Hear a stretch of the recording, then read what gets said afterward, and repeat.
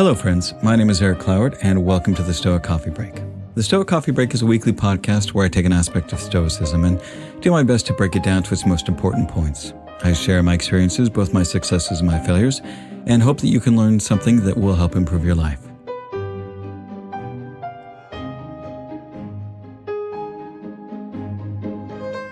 This week's episode is called All the Feels.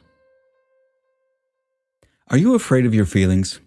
Do you avoid, numb, or shut down your emotions? How much stress and anxiety do you create trying to avoid uncomfortable emotions? Today I want to talk about the power of emotions and how to reduce your suffering by feeling your emotions all the way through. Too many people believe that everything must be pleasurable in life. Robert Greene. Emotions are powerful forces in our lives. They are the drivers of the actions that we take, and those actions lead to the results that we get in our lives. The better we are at managing our emotions, the more control we have over our lives, and the more likely we are to actually achieve the things that we want to in our lives. So, what are emotions? Emotions are complex mental states that are often the result of the interaction between our physical responses to external stimuli and our own thoughts, beliefs, and memories. Physical stimuli such as a perceived threat, a pleasant touch, or an intense sound can trigger a physiological response in the body, such as an increased heart rate, sweating, or even changes in hormone levels. These physiological changes can influence our emotions, as our brains perceive and interpret these physical sensations and maps them to an emotional state.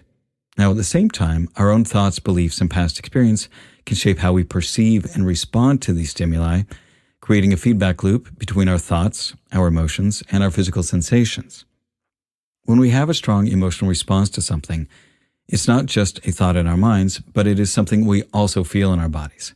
And it's this physical dimension which often makes emotions so scary. Our brain perceives a physical threat and reacts as if there's the possibility of actual physical harm, even if we know rationally that we'll be just fine. If you were to describe what an emotion felt like to an alien, you'd probably describe it as something like a vibration that you feel in your body. Now, some of these vibrations feel nice and pleasant, and others feel kind of negative or distressing. But really, it is more or less just a vibration that comes as a result of the thoughts in your mind and the physical circumstances around you. So, why is it so important to understand and manage our emotions in a much healthier way? Well, I want to propose the idea that most of the suffering in the world comes not just from physical pain and injury, but through emotional pain and anguish. And that the suffering that we feel is made worse because we try so hard to avoid uncomfortable or painful emotions. And it's this avoidance which causes even more suffering than the emotion that we're trying to actually avoid in the first place. Feeling our emotions is just part of being human. And when we learn how to actually feel our emotions when they come and not avoid or suppress them, we get to experience the full range of being human. If we don't feel sadness or grief, then it also limits our ability to feel happiness and joy. And for me, this is part of what the Stoics mean when they talk about living according to nature. We all feel emotions, which means that they are part of our nature, and repressing or ignoring them is not living in alignment with nature. We are more frightened than hurt, and we suffer more in imagination than in reality. Seneca. One of the interesting things about humans is that we will go out of our way to avoid painful or uncomfortable emotions. And it's this avoidance which causes us to suffer far longer and deeper than if we had just felt the original emotion in the first place. We often cause more damage than the emotions themselves.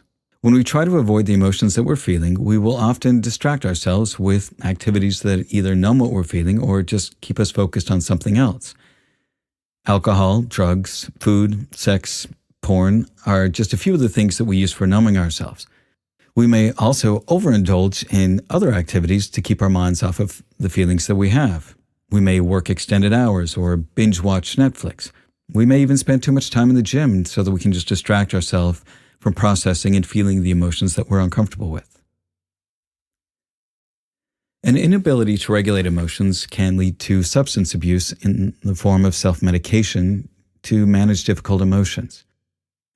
Addiction and emotional suppression are often interconnected, as individuals who struggle with emotional regulation and coping may turn to substance abuse or other compulsive behaviors as a means of numbing or avoiding their emotions.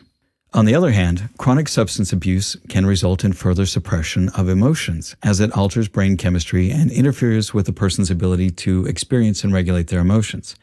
This creates a vicious cycle where substance abuse and emotional suppression reinforce each other, making it difficult for individuals to break the cycle of addiction and regain control over their emotions. Effective addiction treatment often involves addressing the underlying emotional and psychological issues, as well as addressing the addiction itself. Your emotions are slaves to your thoughts, and you are the slave to your emotions. Elizabeth Gilbert. Our emotions have such an impact on our bodies that we can suffer what are called psychosomatic disorders. Now, psychosomatic disorders are physical conditions which are caused or worsened by psychological and emotional factors. They occur when psychological stress or anxiety manifests in physical symptoms such as headaches, digestive problems, and fatigue. These disorders are thought to result from the interaction between the mind and the body, where psychological stress can affect the functioning of the nervous and immune systems, leading to physical symptoms.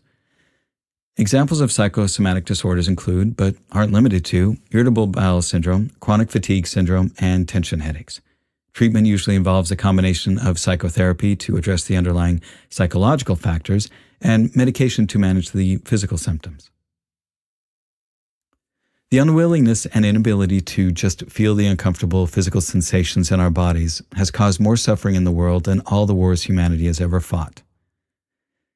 Now, the one idea I want to explore next is that of toxic masculinity, which for me is one of the most damaging things in our culture. Now, toxic masculinity is a cultural construct which refers to the harmful and restrictive norms associated with masculinity, such as the suppression of emotions, aggression, dominance, and the expectation of being tough and unemotional. The inability of men to manage or sometimes even to feel their emotions is one of the most damaging behaviors in society, and these toxic norms can lead to negative behaviors such as violence, bullying, and the objectification of women, and can result in negative consequences for both men and women. When men are unable to deal with their emotions in healthy ways, these emotions just don't disappear. In my own experience, the more I try to suppress or ignore how I feel about something, well, I find that it just doesn't go away. In fact, it usually feels like it gets worse. And it's very much like a pressure cooker that builds up steam until it finally finds a way to release all that energy. Toxic masculinity contributes to poor mental health and limited expression of individuality. When you are unable to manage your emotions, then your ability to feel the fullness of being human becomes highly limited. Toxic masculinity is not synonymous with masculinity itself, but is rather just an expression of a narrow and harmful definition of it. I remember one time in college, I was having a discussion with some friends about how men really have very few emotional states. At the time, I was of the opinion that men had about 5 emotions. That was happy, okay, or neutral, anger, fear, and sadness. And the reason that I thought this way was because my own emotional repertoire was very limited. Because of the emotional toxicity in my own home and the culture I grew up in, the range of emotions that I knew how to safely handle was very limited. When I was married, my ex-wife would often ask me how I felt about something. And when I would respond with just one of the 5 emotions I mentioned previously, she would ask if I felt anything deeper, if I had a broader range of emotions. And as I would try to dig deeper, I often found it very challenging because I really didn't know what I was feeling. And there were 2 aspects of this. So the first was that I often just shut off emotions because I didn't know how to deal with them. This meant that my range of emotions, the emotions that I allowed myself to feel, was pretty limited. And secondarily, if there were other feelings outside of happiness, sadness, fear, or anger, I often couldn't recognize them. I didn't have the words to express how I felt.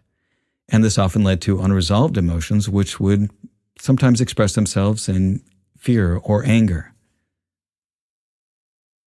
The more you know about your feelings, the more power you have to direct them. John F. DeMartini. So how do we get better about feeling our emotions? What can we do to improve our ability to regulate our emotions rather than just try to suppress them or avoid them? We need to become masters of feeling. We need to learn how to ride the waves of our emotions. Have you ever watched a big wave surfer? They are pretty amazing to watch. And when you see a master surfer out on the ocean and a big wave comes along, You can see that they get nervous and excited. And just watching them, I get nervous and excited. And sure, that big wave is pretty scary, but it's also incredibly thrilling. And the more time they put themselves in the path of these big waves, the better they get at riding them. And that power and that energy in that wave is what makes it exciting to ride. And I like to think of emotions being very similar to waves on the ocean, and that we're all surfers and we're not allowed to get out of the ocean. These emotional waves are going to keep coming at us whether we like them or not, which is pretty much how life is. So you have a choice. When these waves come along, you can try to avoid them. But if you spend your whole life not learning how to deal with your feelings, these waves are still going to be there, and they're going to pull you under and knock you over, especially if you've never really learned how to handle them. Or you can decide to try and get up on that wave when it comes along. You'll probably get knocked down sometimes, and you'll feel like you're drowning. And sometimes you're going to get on the board and you start riding the wave and make some progress, only to fall off and biff it. But as you get better about riding the waves of your emotion, you'll find that you're able to handle even larger waves and come out the other side feeling the thrill of handling yourself in a way that is so much healthier. You'll even start to look forward to all the emotions that come your way because you know how to handle them, and they make your life so much richer and fuller. Your pain is the breaking of the shell that encloses your understanding. Kahlil Gibran. Now, the first thing to recognize when we're learning how to deal with our emotions better is that emotions are natural, every single one of them. So rather than fear them, we should learn how to welcome them. We need to recognize that we're going to have both positive and negative emotions, and that we should welcome both of them. We can't cancel out the dark or negative ones and only accept the positive ones. And the thing is we want to feel all the emotions in our lives and not just the positive ones. I mean, there are times when we want those negative emotions, such as grief, for example, when someone close to you dies, or feeling that heartbreak at the end of a relationship. Second, we need to recognize that emotions are just feelings. They're a physical sensation, a vibration in our bodies. And they can often feel overwhelming and terrible, but that vibration in our body is not going to kill us, even if our mind is trying to convince us otherwise.